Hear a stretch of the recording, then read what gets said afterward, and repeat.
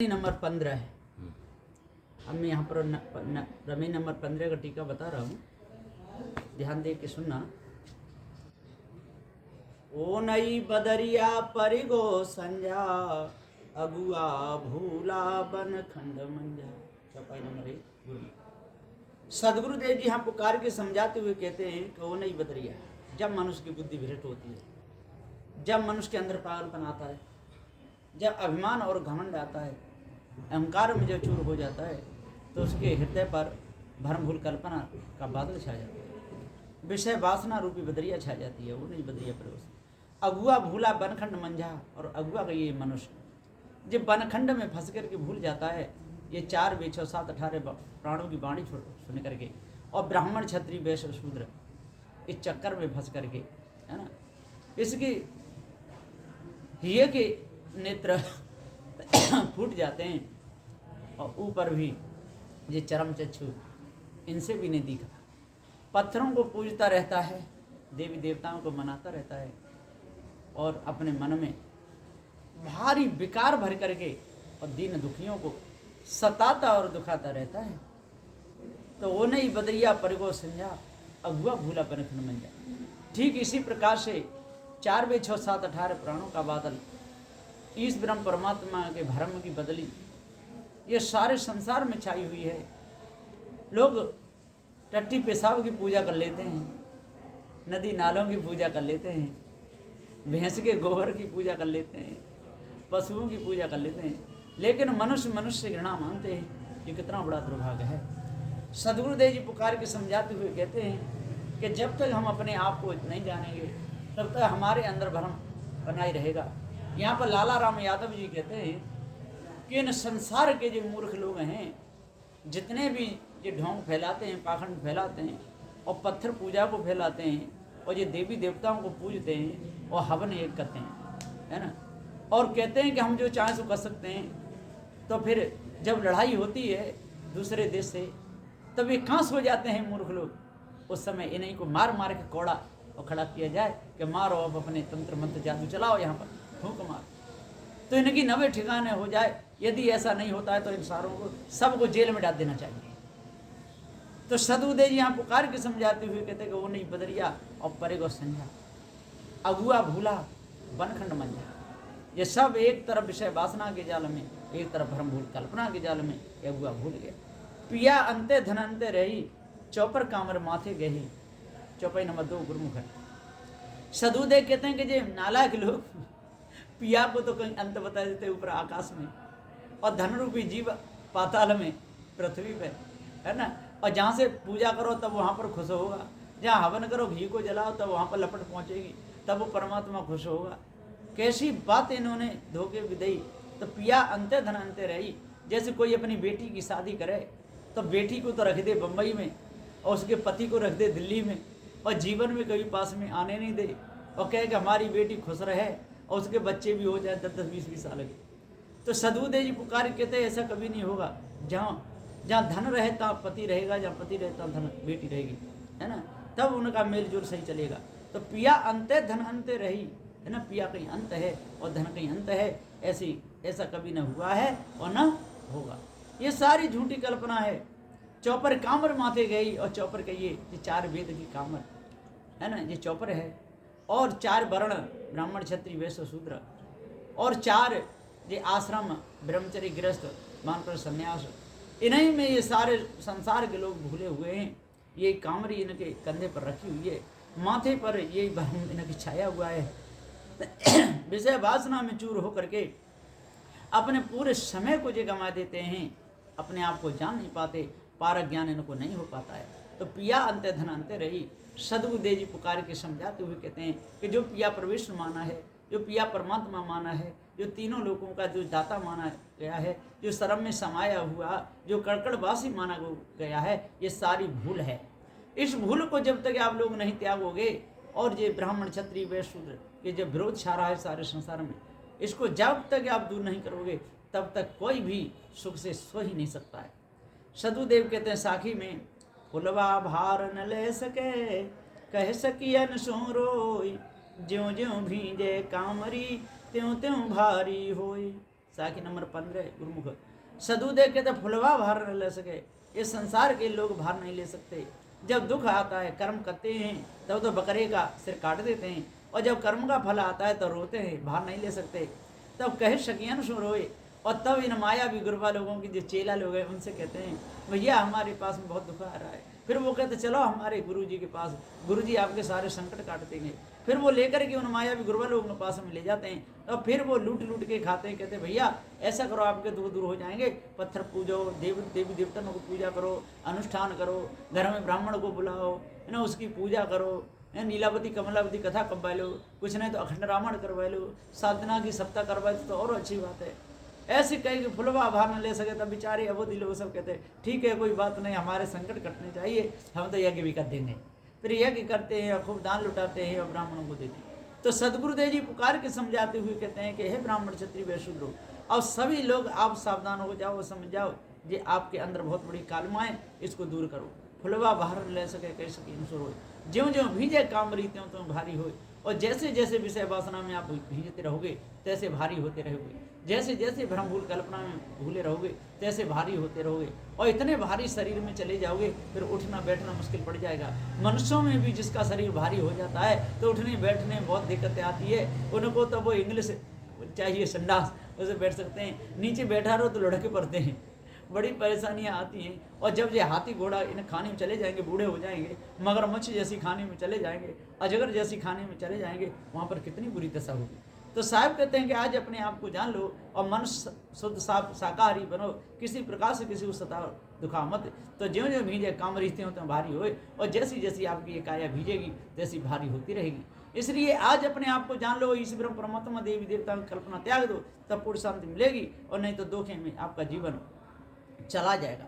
रमे नंबर 16।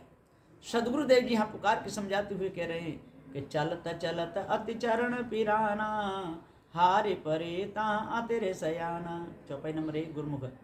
चलत चलत अति चरण पिराना, काशी घूमे, मथुरा घूमे, नंदगांबूरे बरसाने घूमे, खूब कावेरी नदी नहाए, खूब गंगा यमुना नहाए, ब्रह्मपुत्री में नहाए, समुद्र में जाके नहाए, गंगा सागर गए, खूब घूमते डोरे, चलते चलते अति चरण, हार परे ता अति सयाना। और बूढ़े हो गए, हार परे बूढ़े हो गए, तब भी वो कल्पना नहीं मिट रही। इसी प्रकार से सदगुरु चलते चलते अति चरण पिराना, विवाह शादी किए, पूरी जवानी चलते चलते विषय वासनाओं में बूढ़े हो गए, चलते सारी इंद्रियां पिरा गई, दुखने लगी, चलते चलते अति चरण पिराना, हार परे ता अति सयाना, दोनों सयाने हो गए, बूढ़े हो गए, है ना, स्त्री पुरुष। अब बैठे बैठे अब पलक मारते रहते हैं, और पूरा जीवन देवी देवता पूजने में अब विषय वासना निकाल दिया। सदगुरुदेव जी पुकार कहते हैं कि आज अपना को सुधार करो, पार की संतों से मिलो और उनकी वाणी को सुन करके और सत्य न्याय निर्णय से चलो, तब पूर्ण शांति मिलेगी। नहीं तो मिथ्या धोखे में जीवन चला जाएगा, और इस ब्रह्म परमात्मा तो कोई खोजने से मिलने वाला नहीं। गण गंधर्व मुनि अंतन पाया, हरि अलोप जग धंधे लाया। चौपाई नंबर 2 गुरुमुख। सदगुरुदेव कहते गण गंधर्व मुनि अंतन पाया। गण ये महादेव के गण हुए, विष्णु के गण हुए, ब्रह्मा के गण हुए, ये इतने चेले गण हुए, ये सब के सब इन्हें किसी ने अंत नहीं पाया। और गंधर्व गाने बजाने वाले हुए, है ना, खूब तबला बजाने वाले हुए, सारंगी बजाने वाले हुए, और गवैये नचैये कुदैये ये खूब हुए नारद जैसे। तो गण गंधर्व मुनि अंत न पाया, और मुनि हुए और जंगलों में खूब डोले, मुनि अंत न पाया। किसी ने हरि को नहीं पाया, हरि अलोप जगधन दिलाया। और फिर नहीं मिला तो कहा भैया हरि तो अलोप है, चित मन बुद्धि वाणी से परे है, उसकी महिमा का कोई पार नहीं है, लेकिन उसने संसार बनाया हुआ है, वो दिखे या ना दिखे। इस प्रकार से गप मारते रहते हैं। सदगुरुदेव यहाँ पुकार के समझाते हुए कहते हैं ये सारी झूठी बात है। गहनी बंधन वाड़न सूझा, था कि परे ताकि जऊन बूझा। चौपाई नंबर 3 गुरुमुख। गहनी बंधन वाड़न सूझा, और ये बहुत गहनी बंधन है, बहुत ग्रहण बंधन है, बहुत कठिन बंधन है। इस ब्रह्म परमात्मा को खोजने में कितने लोग परेशानियां कर रहे हैं, कितने नंग धरण ढूंढ रहे हैं, 84 दूनी तप रहे, गहनी बंधन बाढ़ न सूझा। और ये बाढ़ चल रही है, जिस प्रकार से नदी में बाढ़ चलती है ऐसे चल रही है, पर किसी को सूझती नहीं। इसी में सब बहे गए विषय वासना रूपी बाढ़ में, भ्रम भूल कल्पना रूपी बाढ़ में। था कि परे ताकि जऊन बूझा, और थक गए विषय भोगते भोगते, यीशु परमात्मा को खोजते खोजते, है ना, बिल्कुल बर्बाद हो गए, चोरी हिंसा करते करते, छल कपट करते करते, दूसरों को दुखाते सताते सताते, लेकिन इनको कुछ भी नहीं मिला। आखिर में बड़े तड़प तड़प के बेचारे मरे, भूले परे जी अधिक डराई, रजनी अंधकूप हो आई। चौपाई नंबर 4 गुरुमुख। सदगुरुदेव जी कहते हैं भूल परे जीव अधिक डराई, डर डर करके भूल गए, डर मरने के डर से। अरे मुर्गा खाने लगे, बकरे खाने लगे, सुअर का मांस खाने लगे, अंडे खाने लगे, क्या मलमूत्र को भग गए, है ना। तो सदगुरुदेव मरने के डर से, क्या मरेंगे नहीं, तो भूल परे जीव अधिक डराई, डरने से। और देवी देवता पूजने लगे, टट्टी पेशा की पूजा करने लगे, पेड़ रूपों की पूजा करे, पत्थरों को पूजने लगे डर के मारे। रजनी अंधकूप हो आई। जिस प्रकार से रात्रि में जब बादल छा जाता है और अंधेरी रात होती है, वर्षा होता है, अंधकूप हो जाता है, फिर आगे कुछ नहीं दिखता, तो लोग बेचारों को नहीं दिखता, वो ठिबे ठिबे गिरते। इसी प्रकार से रजनी अंधकूप हो आई, विषय वासन रूपी रजनी, भरमभूल कल्पना रूपी रजनी, इसने स्त्री पुरुष जिन सारे संसार के ब्राह्मण क्षत्रिय व शूद्रों का हृदय बर्बाद कर दिया। माया मोह वहाँ भरपूरी, दादुर दामिन पवन पूरी। चौपाई नंबर 5 गुरुमुख। माया मोह वहाँ भरपूरी, जिनके अंदर पार ज्ञान नहीं है, जिनको जड़ चेतन की समझदारी इनको नहीं है ना, विवेक विचार इनको नहीं है, पार की संतों के पास में नहीं आते, सत्य न्याय निर्णय की बात नहीं मानते, तो माया मोह वहाँ भरपूरी, इनके अंदर माया मोह बहुत रहता है ना। दादुर दामिन पवन पूरी, दादुर कहिए मेढक, और दामिनी कहिए बिजली जो तड़पती है, और दामिनी कहिए स्त्री, और दादुर कहिए विषयी पुरुष, और दादुर कहिए मायावी गुरुवा लोग, और दामिनी कहिए उनके सभी चेले लोग। दादुर दामिन पवन पूरी, और उनके अंदर वही सांस चलती रही है, वही पवन चलता रहता है, विषय वासना भ्रमभूल कल्पना का। इनके अंदर से कभी सद्भाव नहीं उठता, कभी सदविचार नहीं उठता, और दूसरों को दबाते सताते ही रहते हैं। इसलिए बंदी छोड़ सदगुरुदेव जी पुकार के समझाते हुए कहते हैं कि दादुर मेढक की तरह चिल्लाते रहते हैं, और दामिनी नागिनी की तरह लहराते रहते हैं, और पवन जैसे हवा चलती रहती है चारों तिरछी गबन, इसी प्रकार से डोलते रहते हैं। अब पूरे शरीर में इनकी यही बीमारी भरी हुई है, जड़ चेतन के निर्णय को तो जानते ही नहीं। बरसे तपे अखंडित धारा, रैन भयावन कछुनय धारा। चौपाई नंबर 6 गुरुमुख। सदगुरुदेव जी कहते हैं बरसे तपे अखंडित धारा, बरसे विषय वासना की वर्षा हो रही है, और पुरुष उसमें तप रहा है, जल रहा है, स्त्री भी उसमें जल रही है। वर्षे तपे अखंड धारा, दोनों तप रहे हैं बेचारे तपसी विषय वासना में, खूब बच्चे पैदा कर रहे, खूब बड़े कर रहे हैं ना, तप रहे हैं, वर्षे तपे अखंड धारा। इसी प्रकार से ये मायावी गुरुवा लोग अब वर्षे तपे, वर्षा हो रही है ना, और उसमें तपस्या कर रहे हैं, वर्षा में बैठ कर तपस्या कर रहे हैं, धूप पड़ रही है, तपस्या में बैठे हुए हैं, 84 दूनी तपाए बैठे हुए हैं। तो वर्षे तपे अखंड धारा, रैन भयावन कछुन धारा, और भयावन रैन है, बहुत भारी काली रैन में, और वर्षा में बैठे हुए हैं, जंगलों में बैठे हुए हैं, पर्वत पहाड़ों पर बैठे हुए हैं, और तप रहे हैं, रैन भयावन कछुन धारा। इसी प्रकार से स्त्री पुरुष दोनों बच्चे पैदा कर विषय वासना तप तप करके बूढ़े हो गए, रैन भयावन, अब बुढ़ापा आ गया, कछुना धारा, लेकिन कोई आधार नहीं बना, न बेटी आधार बनी, न बेटा आधार बना, जो ही बेचारे तड़प तड़प करके संसार में समय को बर्बाद कर देते हैं। हाँ, शर्म की सौदा पड़े हुए तो कोई कोरा तो डाल दे, जब कुत्ता को कोरा डाल देते हैं तो वो तो मनुष्य हैं। तो सदगुरुदेव जी पुकार की समझाते हुए कहते हैं कि अपने आप को जानना चाहिए, और भ्रमभूल कल्पना विषय वासना को मिटाना चाहिए, मन को पवित्र शुद्ध करना चाहिए, और संतों की सेवा करके अपने हृदय को पवित्र बनाना चाहिए, तब शुद्ध शांति मिलेगी। साखी सबे लोग जेहड़ाइया, अंधा सबे भुलान, कहा कोई ना माने, सब एक माय समान। साखी नंबर 16 गुरुमुख।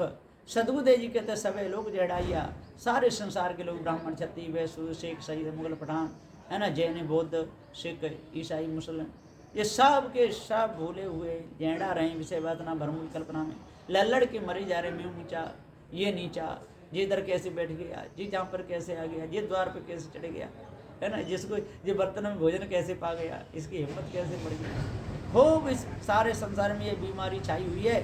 तो वर्षे तो सबे लोग जेहड़ाइया, अंधा सबे भुलान, और अंधे ये लोग सबको भुला रहे हैं, जो माया गुरुवा लोग डोल करके, है ना, सब के सब धोखे में फंसे हुए हैं, और भूलते ही चले जा रहे हैं। कहा कोई ना माने, सब एक है माय समान। और मैं सत्य निर्णय की बात बताता हूँ, जड़ चेतन का भेद बताता हूँ, पार ज्ञान बताता हूँ कि हे भैया मान जाओ, हे दादा मान जाओ, अब तो अपना को सुधार करो।